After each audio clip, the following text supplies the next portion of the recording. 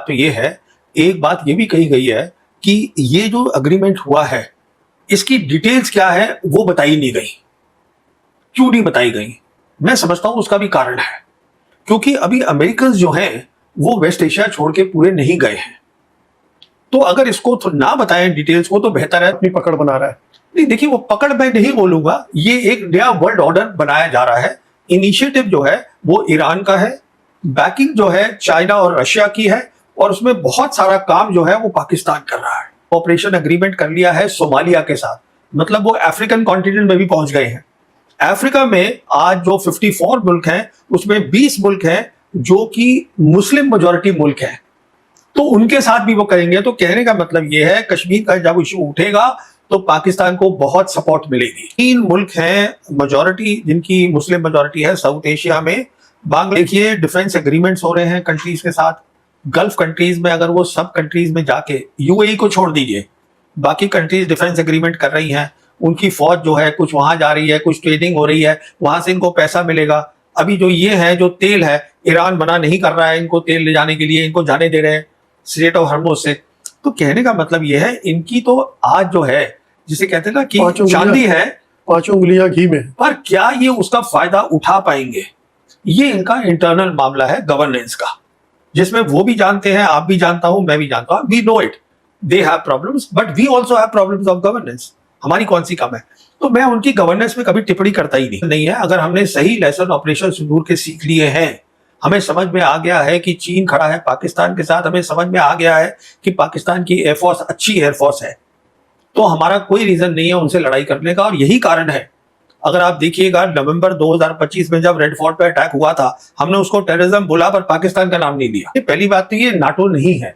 NATO का जो concept है वो कलेक्टिव डिफेंस का है, वो अलग है। ये सिक्योरिटी एग्रीमेंट है, डिफेंस एग्रीमेंट है, पहली बात।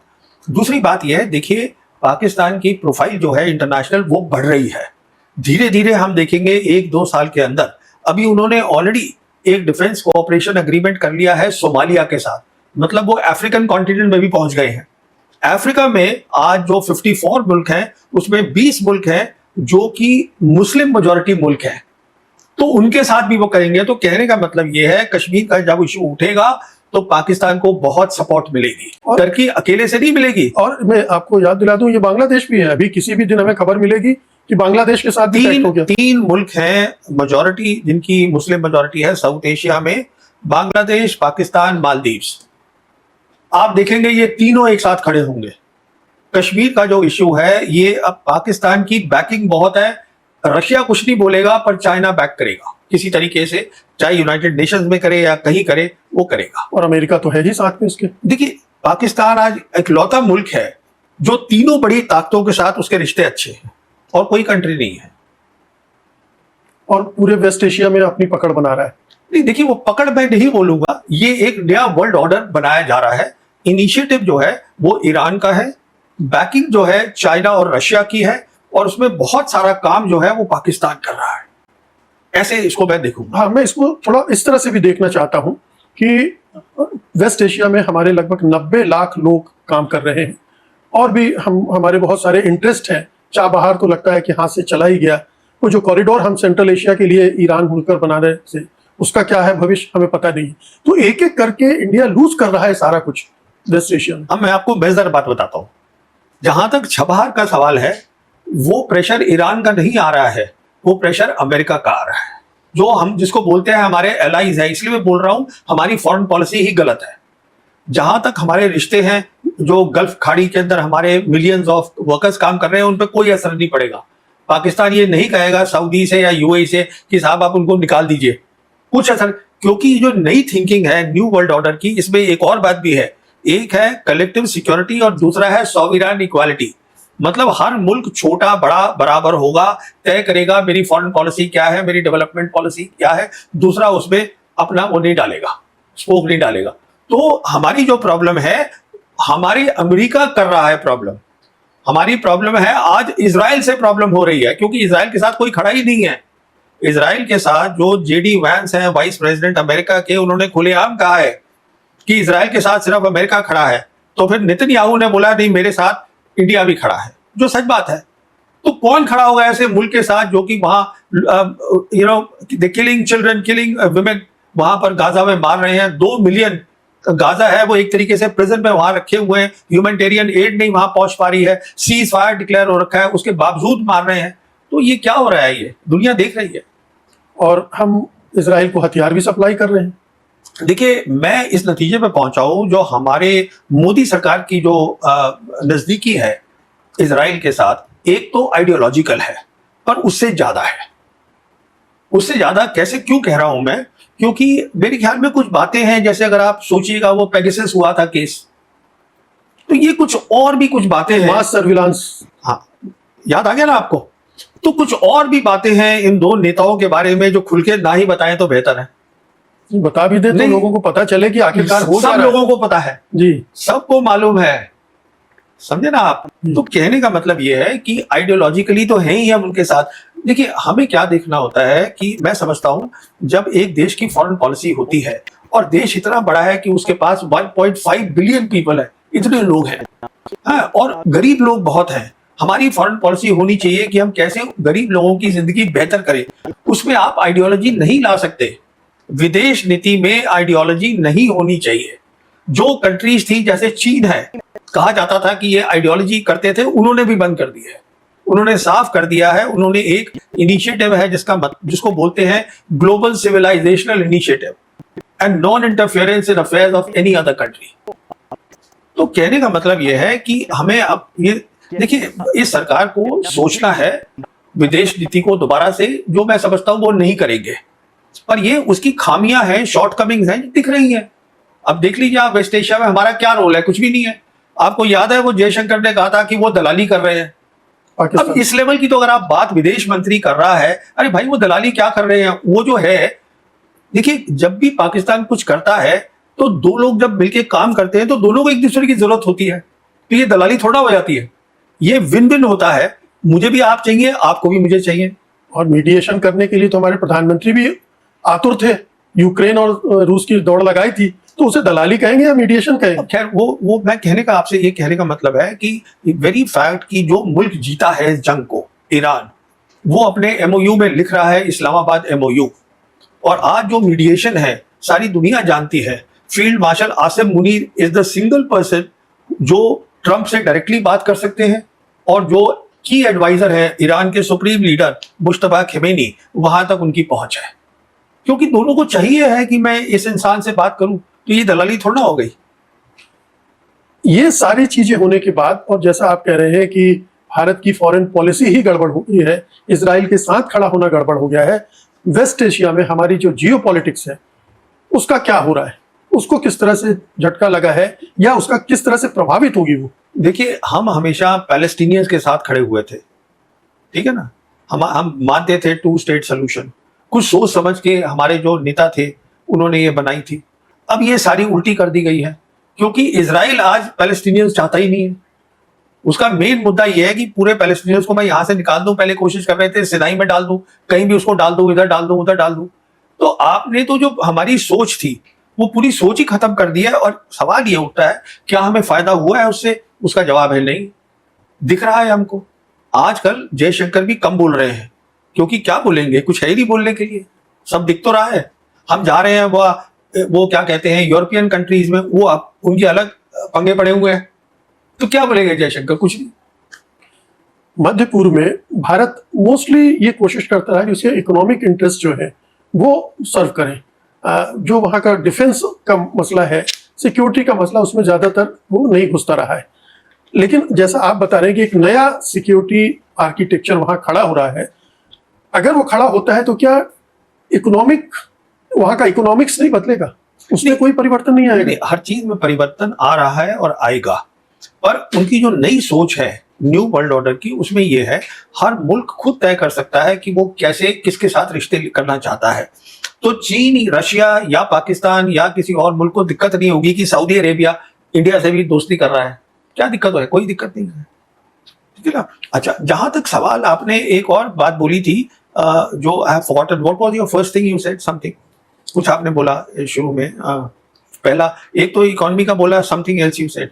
जियो पॉलिटिक्स पर क्या असर पड़ेगा उसकी? जो पूरे वेस्ट एशिया में हमारी जो जियो पॉलिटिक्स थी। नहीं, देखिए ऐसा है कि हमें तो ये बेसिक बात भी समझ में नहीं, हम कोशिश कर रहे हैं कि जैसे चीन है, चीन की मिसाल लीजिए, हमारे रिलेशंस चीन के साथ नॉर्मल नहीं है, पर चीन आज हमारा प्राइमरी ट्रेडिंग पार्टनर है। तो क्या हमको नॉर्मल रिलेशंस नहीं करने चाहिए चीन के साथ? अब वो बता रहे हैं कि साहब मसला बॉर्डर का है। मसला बॉर्डर का नहीं है। मसला चीन के साथ ये है कि हम दिखाना चाहते हैं कि हम चीन के साथ कंपटीशन कर रहे हैं रीजन के अंदर, जो आप नहीं कर रहे हैं। और हम अमेरिका के साथ हैं। हम अमेरिका भी हमें अपने साथ नहीं लेता है। अभी देखिए वो 100% टैरिफ लगा दिया है फिर से। प्रेसिडेंट ट्रंप ने 5 देशों को बोल दिया है, अब चीन से तो वो डर जाएंगे। अगर उन्होंने वहां लगाया तो वो रेयर अर्थ देनी बंद कर देंगे, वो वेपन नहीं बनेंगे, बात खत्म। चीन को कुछ नहीं छुएंगे वो, और बाकी वो 2-3 एन गैन मुल्क हैं और हिंदुस्तान पे लग गए हैं, हम चुपचाप बैठे रहेंगे, अंदर से बात करते रहेंगे, उनसे रिक्वेस्ट करते रहेंगे कि जी कर लीजिए, कुछ कर लीजिए। इतना बड़ा मुल्क है, उनको हमारे पास आना चाहिए। दुनिया बदल गई है, हमारे पास मार्केट है, हमारे पास बहुत पोटेंशियल है, हम क्यों वहां गिड़गिड़ा रहे हैं जाके उनके पास बार बार? ये मसला है। कंप्रोमाइज्ड है, बहुत सारे लोग कहते हैं, लेकिन अब उसमें हम नहीं जाना चाहेंगे। हाँ नहीं, वो हम वो बातचीत यहाँ कर नहीं रहे हैं। बिल्कुल। हाँ। तो मेरा अगला सवाल ये है कि ये जो सिक्योरिटी आर्किटेक्चर खड़ा हो रहा है, जिसको आपने कहा कि कलेक्टिव सिक्योरिटी का है, ये किस तरह से शेप लेते दिख रहा है? इसमें ये भी कहा जा रहा है कि ये जो कुछ बन रहा है वो ईरान के खिलाफ, ये लोग मना कर रहे हैं, लेकिन ये भी एक जी। देखिए पहली बात तो ये है, एक बात ये भी कही गई है कि ये जो अग्रीमेंट हुआ है इसकी डिटेल्स क्या है वो बताई नहीं गई। क्यों नहीं बताई गई? मैं समझता हूं उसका भी कारण है, क्योंकि अभी अमेरिकन जो हैं वो वेस्ट एशिया छोड़ के पूरे नहीं गए हैं। तो अगर इसको तो ना बताएं डिटेल्स को तो बेहतर है। तो लोग गेस कर रहे हैं ये ईरान के खिलाफ है, ये इजराइल के खिलाफ है, ये उसके खिलाफ है। कहने का मतलब ये है, जिस इंसान ने थोड़ी इसकी स्टडी करी है, ये कहां से आया, ये जो कॉन्सेप्ट है कलेक्टिव सिक्योरिटी का, ये 2013 में इजाद हुआ था। आप समझे मेरी बात को? जब शी जिनपिंग मार्च 2013 में रशिया गए थे फर्स्ट ऑफिशियल विजिट पे, उन दोनों की बात हुई थी। उसके बाद उन्होंने अनाउंस किया था new type of international relations. उसके बाद फिर उसी साल 2013 में बेल्ट एंड रोड इनिशिएटिव बनाया गया था। तो ये कलेक्टिव सिक्योरिटी वहां से आया। और अब्बास अराक्ची जब गए थे, जैसे मैंने आपको बताया, अप्रैल और मई के महीने में रशिया और चाइना, तो वो वहां से लाए थे। तो ये अभी और फैलेगा, यहां पे बना है। उसके बाद ये ग्लोबल साउथ कंट्रीज में जाएगा, अलग अलग कॉन्टिनेंट्स में जाएगा। जो ग्लोबल साउथ कंट्रीज है, ये नया वर्ल्ड ऑर्डर है और हम इसका हिस्सा नहीं है। तो आप ये कह रहे हैं कि ये लिमिटेड नहीं है वेस्ट एशिया नहीं, तक, नहीं, ये हर इलाके में इस तरह के ग्रुपिंग्स बनेंगे? ना, ये पूरा ग्लोबल साउथ में बनेगा। एक ग्लोबल नॉर्थ होगा जो डिक्लाइन कर रहा है, एक ग्लोबल साउथ है जो राइज कर रहा है। हम वो बदनसीब मुल्क हैं जो ग्लोबल साउथ के हैं और खड़ा होना चाहते हैं ग्लोबल नॉर्थ के साथ, क्योंकि हमारा वो कॉलोनियल माइंडसेट है कि अगर हम जाके गोरे आदमी को जप्फी मार लें, उसको हक कर लें, तो उससे हमारा जो है कद जो है वो बढ़ जाता है। ये सोच है, अब उसको आप बदल नहीं सकते। सवाल ये है कि वो गोरा आदमी खुद नीचे जा रहा है, दुनिया बदल चुकी है, ये बात समझनी है। तो मैं समझता हूं एक सरकार जो आनी चाहिए हिंदुस्तान में, जो समझे कि ये दुनिया कैसे बदल रही है। आप क्या ये कह रहे हैं कि एक सरकार ऐसी आए जो कलेक्टिव सिक्योरिटी पर इस रीजन में सोचे, चाहे वो पाकिस्तान, बांग्लादेश, चीन, इन सब के साथ? मैं ये कह रहा हूं कि हिंदुस्तान को आज जरूरत है कलेक्टिव सिक्योरिटी की। उसका मतलब ये है कि जो हमारे 2 बॉर्डर हैं चीन और पाकिस्तान के साथ, हमें इन दोनों कंट्रीज के साथ बैठ के बातचीत करनी चाहिए, जिससे कि एक कलेक्टिव सिक्योरिटी के बारे में बात हो, जिससे हम तीनों मुल्क, खासकर हम और पाकिस्तान, चीन तो खैर बहुत बड़ा मुल्क ऑलरेडी बन चुका है, हम दोनों मुल्क एक साथ तरक्की कर सके। ये कह रहा हूं मैं आपसे। हम सबसे बड़े मुल्क हैं साउथ एशिया में, तो ये हमारे ये ग्लोबल साउथ के हैं, गरीब लोग हैं। तो आप पाकिस्तान से बात करिए ना, और साथ में चीन को भी लाइए, कलेक्टिव सिक्योरिटी की बात करिए। वो कह रहे हैं कि कश्मीर पे बात करनी है, हम कह रहे हैं हम बात ही नहीं करेंगे, कश्मीर हमारा है, बात करिए पीओके के ऊपर, टेररिज्म के ऊपर। तो फिर अगर आप बात से पहले ही कंडीशंस लगा देंगे तो बात कहां से होगी? लेकिन अभी सुगबुगाहट तो हुई थी आरएसएस की तरफ से कि बातचीत होनी चाहिए और पीपल टू पीपल कांटेक्ट होना चाहिए, इस तरह।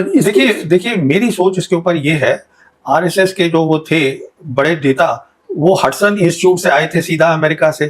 कुछ अमेरिकन ने कहा था कि अरे भाई दोनों बातचीत कर लो, क्योंकि अमेरिका को फेवर करता है ये, क्योंकि जो सर्गियो गौर हमारे एम्बेसडर हैं वो स्पेशल ऑनवॉय भी हैं साउथ एशिया और सेंट्रल एशिया के। तो वो जाना चाहेंगे पाकिस्तान भी, उनके रिश्ते पाकिस्तान के साथ भी बहुत अच्छे हैं। तो सवाल ये है मेरी सोच में, जो प्रधानमंत्री मोदी हैं उनका आज इतना बड़ा ओहदा हो गया है कि वो आरएसएस को साइड पे कर सकते हैं, ये मैं समझता हूँ। मतलब ये आरएसएस की बात हो सकती है, सरकार के स्तर पर ये सोच नहीं है। सरकार ने कोई इंडिकेशन नहीं दिया है, कोई सिग्नल नहीं दिया है इस तरीके का कि हम बात करना चाहते हैं। सरकार तो अड़ी हुई है कि हम जो है ऑपरेशन सिंदूर पॉज पर है और हमें सिर्फ पीओके चाहिए और हमें ये चाहिए, टेररिज्म पे बात करिए, तो वो कह रहे हैं टेररिज्म पे बात कर लीजिए आप। अब टेररिज्म पे वो कह रहे हैं आप टेररिज्म कर रहे हैं बलूचिस्तान में, आप मुझे बताइएगा दुनिया के जो आज मुल्क है वो किसकी बात सुनेगा? आप खुद अंदाजा लगा लीजिए कितने उनके साथ खड़े होंगे, कितने हमारे साथ खड़े होंगे टेररिज्म के इशू पर। तो ये सब बातें सोचनी पड़ती हैं बहुत ध्यान से कि अगर दुनिया बदल रही है, क्या मुझे अपनी फॉरेन पॉलिसी को चेंज करने की जरूरत है? क्योंकि हम तो वो बड़ी ताकत नहीं है ना, जैसे 3 बड़ी ताकत है, जो करना चाहे कर सकते हैं। हमें एडजस्ट करना है जिससे हमारी बेहतरी हो, हमारे गरीब लोगों की जिंदगी जो है वो सुधरे, ये हम चाहते हैं। तो हम उस पोजीशन में नहीं है कि हमने कह दिया नहीं ये ऐसे ही होगा, तो आप करते रहिए टेररिज्म पे बात, कौन आपकी बात सुन रहा है? ये पॉइंट है।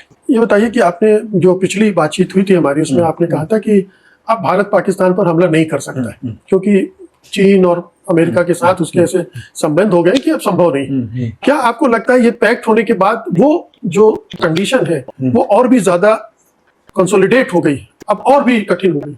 देखिए, मुझे नहीं लगता मैंने ये अल्फाज इस्तेमाल करे होंगे। मैंने ये कहा होगा कि हिंदुस्तान को हमला नहीं करना चाहिए, ये मैंने कहा होगा और पक्का कहा होगा। मैं बार बार बोलता हूँ, उसका कारण क्या है कि ये सरकार क्या करेगी ये सरकार को ही पता है। क्योंकि मैंने तो ये भी वीडियो किया था कि ऑपरेशन सिंदूर नहीं होगा और देख लीजिए क्या उसका हश्र हुआ, उन्होंने कर लिया। अच्छा, जहां तक आज जो मैं बात आपसे बताना चाहूंगा, हिंदुस्तान का कोई रीजन नहीं है, फैक्ट का इससे कोई लेना देना नहीं है, इस एग्रीमेंट का उनका कोई रीजन नहीं है। अगर हमने सही लेसन ऑपरेशन सिंदूर के सीख लिए हैं, हमें समझ में आ गया है कि चीन खड़ा है पाकिस्तान के साथ, हमें समझ में आ गया है कि पाकिस्तान की एयरफोर्स अच्छी एयरफोर्स है, तो हमारा कोई रीजन नहीं है उनसे लड़ाई करने का। और यही कारण है, अगर आप देखिएगा नवंबर 2025 में जब रेड फोर्ट पे अटैक हुआ था, हमने उसको टेररिज्म बोला पर पाकिस्तान का नाम नहीं लिया। जबकि दूसरी तरफ पाकिस्तान के पास आज कारण है लड़ाई करने का। लड़ाई आपने पॉज पे रखी हुई है, हमने रखी है, क्योंकि उनके यहाँ जो है रोज बलूचिस्तान में प्रॉब्लम हो रही है और वो कह रहे हैं कि इंडिया कर रहा है। पीओके में प्रॉब्लम हो रही है? नहीं, वो मेरे ख्याल में प्रॉब्लम पीओके में हो रही है, वो उनकी मेरे ख्याल में वो अंदरूनी प्रॉब्लम है। उसमें मैंने कोई ऐसा बयान देखा नहीं है जहां उन्होंने इंडिया को ब्लेम करा हो। वो उनकी अंदरूनी प्रॉब्लम है, इंटरनल प्रॉब्लम है, उसमें कई इश्यूज हैं, वो अलग एक बात है। पीओके की प्रॉब्लम, उसमें इंडिया को कोई लेना देना नहीं है। आप इसमें कंट्राडिक्शन नहीं देखते हैं कि पाकिस्तान अंदरूनी तौर पर इतना डिस्टेबलाइज्ड है और इकोनॉमिकली इतना वीक है, लेकिन इंटरनेशनली वो अपने आप को लगातार उसका स्टेटस बढ़ता जा रहा है? ये खेल क्या है? ये खेल बहुत सीधा सा है। मैं देख रहा हूं कि आज पाकिस्तान के पास बहुत सारी इकोनॉमिक अपॉर्चुनिटीज हैं। अब उसका क्या फायदा उठा पाएगा, क्या वो अपनी गवर्नेंस अच्छी कर पाएगा, ये पाकिस्तान की प्रॉब्लम है। आप और मेरे को कमेंट करने की प्रॉब्लम नहीं है। किस तरह की अपॉर्चुनिटीज? क्या डिफेंस प्रोडक्शन बढ़ा रहा है? देखिए डिफेंस एग्रीमेंट्स हो रहे हैं कंट्रीज के साथ। गल्फ कंट्रीज में अगर वो सब कंट्रीज में जाके, यूएई को छोड़ दीजिए, बाकी कंट्रीज डिफेंस एग्रीमेंट कर रही हैं, उनकी फौज जो है कुछ वहां जा रही है, कुछ ट्रेनिंग हो रही है, वहां से इनको पैसा मिलेगा। अभी जो ये है, जो तेल है, ईरान मना नहीं कर रहा है इनको तेल ले जाने के लिए, इनको जाने दे रहे हैं स्ट्रेट ऑफ हॉर्मुज से। तो कहने का मतलब ये है, इनकी तो आज जो है जिसे कहते हैं ना कि चांदी है, 5 उंगलियां घी में, पर क्या ये उसका फायदा उठा पाएंगे? ये इनका इंटरनल मामला है गवर्नेंस का, जिसमें वो भी जानते हैं, आप भी जानता हूं, मैं भी जानता हूं। We know it, they have problems but we also have problems of governance. हमारी कौन सी कम है? तो मैं उनकी गवर्नेंस में कभी टिप्पणी करता ही नहीं। जी, ये बताइए कि ये जो मक्का एग्रीमेंट हुआ है, इसमें आप चाइना का भी कोई रोल देख रहे हैं? बहुत बड़ा, चाइना का, रशिया का। जैसे मैंने आपसे बताया, अराक्ची गए थे पहले रशिया, फिर वोंग ही से मिले। ये 2 मुल्क बैक कर रहे हैं ग्रेट पास इसको। ये जो सोच उन्होंने इजाद करी थी मार्च 2013 में, वो ईरान ने आज उसको दिखा दिया है ग्राउंड पर, with full banking of China and Russia both. ये तो ईरान का मामला हुआ, लेकिन अगर पाकिस्तान, सऊदी अरब और तुर्की मिल रहे हैं और नया एक सिक्योरिटी आर्किटेक्चर खड़ा हो रहा है, तो इसमें चीन से भी कुछ हरी झंडी मिली होगी। कि यूएस को वहां से हटाने का ये एक अच्छा नहीं, देखिए, ये तो तय करा है ईरान ने कि यूएस जाएगा, और हम देख रहे हैं कि वो हो रहा है। उनकी 19 बेसिस थी, जिसमें से 5 थी खाड़ी कंट्री के साथ। तकरीबन काफी बेसिस उसकी खाड़ी की तो सारी खाली हो गई है।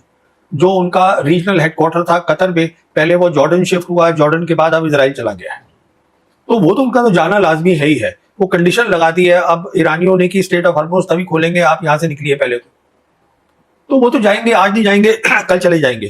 तो जहां तक जिसे मैं आपसे कह रहा था कि बैकिंग इस तरीके से है कि वो इसको एनकरेज कर रहे हैं दोनों कंट्रीज, क्योंकि इससे क्या हो रहा है कि ग्लोबल साउथ में एक यूनिटी आ रही है, एक नए दुनिया की न्यू वर्ल्ड ऑर्डर बन रहा है। जो मैंने आपको बताया ना, 3 खास बातें हैं: कलेक्टिव सिक्योरिटी, सॉवरेन इक्वालिटी, और everything should be under United nation international law, जो ईरान भी बोल रहा है। जो उनका रीजनल फ्रेमवर्क है वो यही है। तो जितने भी, अब देखिए, 80% दुनिया के जो लोग हैं, आज दुनिया में 193 मुल्क हैं यूनाइटेड नेशंस के अंडर।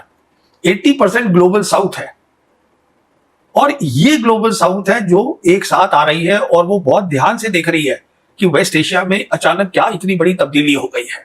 तो ये देखिए आप।